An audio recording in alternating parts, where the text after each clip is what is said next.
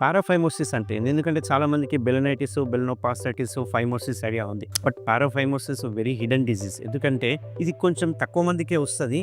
But వచ్చిన వాళ్ళకి మాత్రమే తెలుస్తది ఈ డిసీజ్ యొక్క బాధ ఏంది అనేది. ఎందుకంటే మనకు యూజువల్‌గా మామూలుగా చర్మం వెనక్కి పోకపోతే మనం ఫైమోసిస్ అని, బెలనైటిస్ అని, బెలనోపాస్టైటిస్ అంటాం. కొందరికి చర్మం వెనక్కి ఎళ్తది. కొంచెం టైట్‌గా ఎళ్తుంటది. వాళ్ళు మాస్టర్బేట్ చేసేటప్పుడో, లేకపోతే ఇంటర్‌కోర్స్ చేసేటప్పుడు అనుకోకుండా, తెలియకుండా ప్రెషర్ తోటి ఇంటర్‌కోర్స్ చేసినప్పుడు గానీ, లేకుంటే కొందరు క్లీన్ చేసుకుందామని చెప్పి వెనక్కి అనుకున్నాక మళ్ళీ ముందలకి రాదు. అక్కడ స్టక్ అయిపోతది. సేమ్ మనం మెడకి తాడు కట్టేస్తే ఎలా ఉంటుందో అక్కడ అంగం యొక్క వెనక్కి భాగాన అంటే గ్లాండ్స్ అంటారు కదా! హెడ్ భాగం అంటారు. ఆ హెడ్ భాగం దగ్గర స్టక్ అయిపోతది. అక్కడ స్టక్ అయిన తర్వాత వాళ్ళు ఏం చేస్తారంటే ఇంటర్‌కోర్స్ చేసిన తర్వాత కావచ్చు, క్లీన్ చేసుకున్నాక దాన్ని వదిలేస్తారు మళ్ళీ ముందలకి అనుకోకుండా. ఎందుకంటే కొంచెం పెయిన్‌ఫుల్ ఉంటది, రాదు.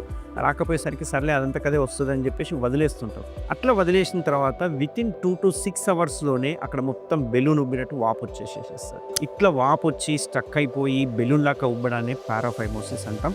ఇది వెరీ డేంజరస్. ఎందుకంటే అయిన వెంటనే మీరు గనక వస్తే మనం చర్మాన్ని ముందలకి అనేసేసి ఇమ్మీడియట్‌గా చర్మాన్ని తీసేసేస్తాం. మనం దీన్ని గనక నెగ్లెక్ట్ చేస్తే ఆ వాపు ఎక్కువైపోయి లోపలంతా కుళ్ళిపోయి ఇన్ఫెక్షన్ సోకిపోయి అల్సర్స్ ఫామ్ అవుతుంటాయి. ఒక్కొక్కసారి అది టైట్ ఎక్కువయిందంటే ఈవెన్ గ్లాండ్స్ నల్లగయ్యే అవకాశాలు కూడా ఉంటాయి. గ్యాంగ్రీన్ అయ్యే అవకాశాలు కూడా ఉంటాయి. కాబట్టి ఇట్లాంటి వాటికి అస్సలు నెగ్లెక్ట్ చేయకండి.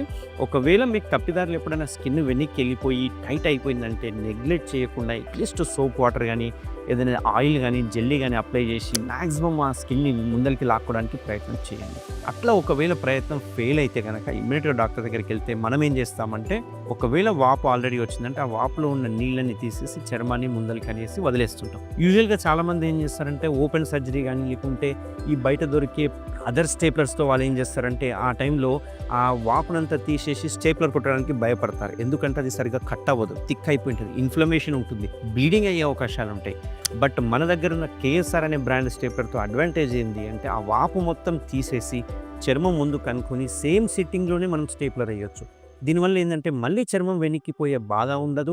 అంతేకాకుండా మొత్తం చర్మం తీసేస్తాం కాబట్టి ఈ పారాఫైమోసిస్ కానీ, ఫైమోసిస్ అయ్యే అవకాశాలు అసలు 0% అన్నట్టు. సో ఎవరికైనా ఇట్లాంటి లక్షణాలు ఉంటే గనక నేను చెప్పిన జాగ్రత్తలు విని ఇమ్మీడియట్‌గా చర్మం ముందుకేసుకుంటే గనక మీకు కొంచెం వరకు రిలీఫ్ అయ్యే అవకాశాలు ఉంటాయి. ఒకవేళ మీకు ఆల్రెడీ టైట్ ఉంది చర్మము అంటే మాత్రం 100% రిస్క్ తీసుకోకండి. ఇమ్మీడియట్‌గా సర్కంసిషన్ సర్జరీ చేయించుకుంటే గనక ఈ ప్రాబ్లమ్ నుంచి మీరు బయటపడతారు. Thank you very much.